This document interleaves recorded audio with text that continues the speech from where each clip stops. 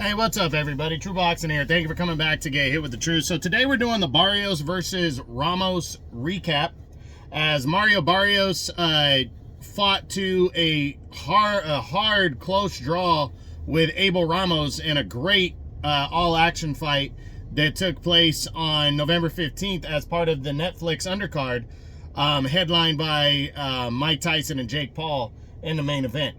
Now, before we get into that, if you could smash the like button, leave a comment, or subscribe to the channel, I really do appreciate any and all support that I can get as I continue to build my channel here. So, you know, I'm glad I was correct in my breakdown video when I said people should not be sleeping on Abel Ramos.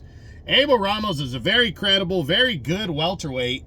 And, you know, I said coming in, the matchup in this fight, outside of the size, Abel Ramos would be competitive in this fight, and I was shocked that it was like he was like a 9-1 underdog heading in, because Mario Barrios, I mean, I like the guy, but he really hasn't done much to prove that he's, you know, this overwhelming welterweight champion right now. You know, he's got a couple nice victories, but you know, and a good strong performance in defeat against Gervonta Tank Davis a few years ago. But outside of that, Barrios has not been this overwhelming guy yet, and he still has a lot to prove. And this was a very good contest right here. Barrios started off strong, put Ramos down early, I think it was the third round, and seemed in control. You know, like he had won most of the first half of the fight.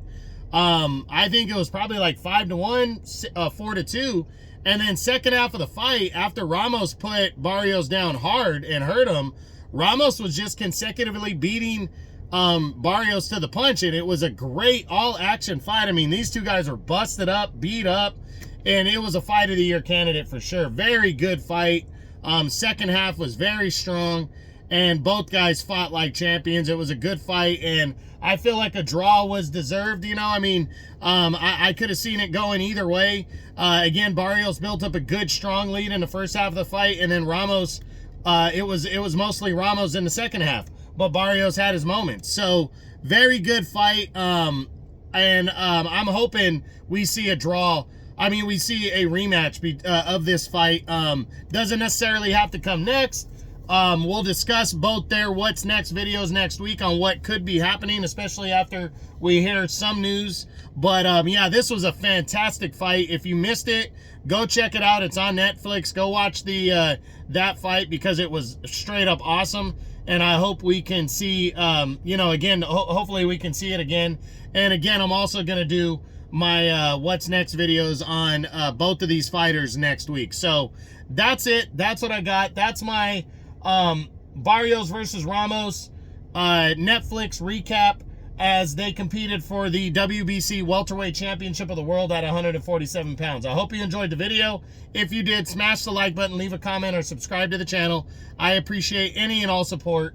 This is True Boxing, and you've been hit with the truth.